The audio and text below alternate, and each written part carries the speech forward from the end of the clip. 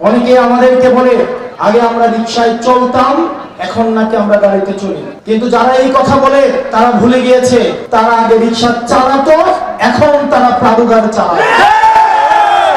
বিএনপিকে নিয়ে এবার মিডিয়াতে বোমা ফাটালেন তরুণ এমপি ও এনসিপি নেতা হাসনাত আব্দুল্লাহ।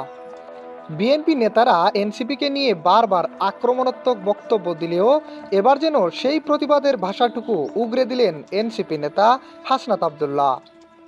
মামলা দিয়ে, মামলা বাণিজ্য করে, সমাজে বিভাজন সৃষ্টি করে যে অর্থ তারা ইনকাম করেছে, বালু বাণিজ্য করে, নদীর বালুকে দিয়ে বালুমহল করেছে।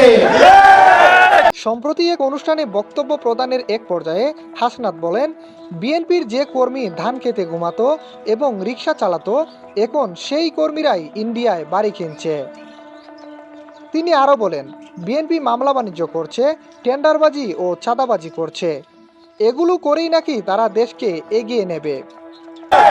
তাদের নিজেদেরকে প্রশ্ন করা উচিত, তারা যখন আগে ধান খেতে ঘুমাতো, তারা যখন ঢাকায় রিকশা চালাতো, এই কয়েকদিনের মধ্যে তারা এখন কিভাবে নিজের গাড়ি কিনেছে।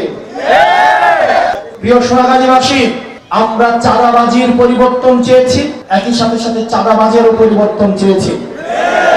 আমরা দুর্নীতির পরিবর্তন চেয়েছি, আমরা চেয়েছি দুর্নীতিগ্রস্ত যে ব্যক্তি তারও সমাজ থেকে যুক্ত হবে এবং দুর্নীতিরও চিরকালীন ভাবে এই সমাজ থেকে যুক্ত হবে।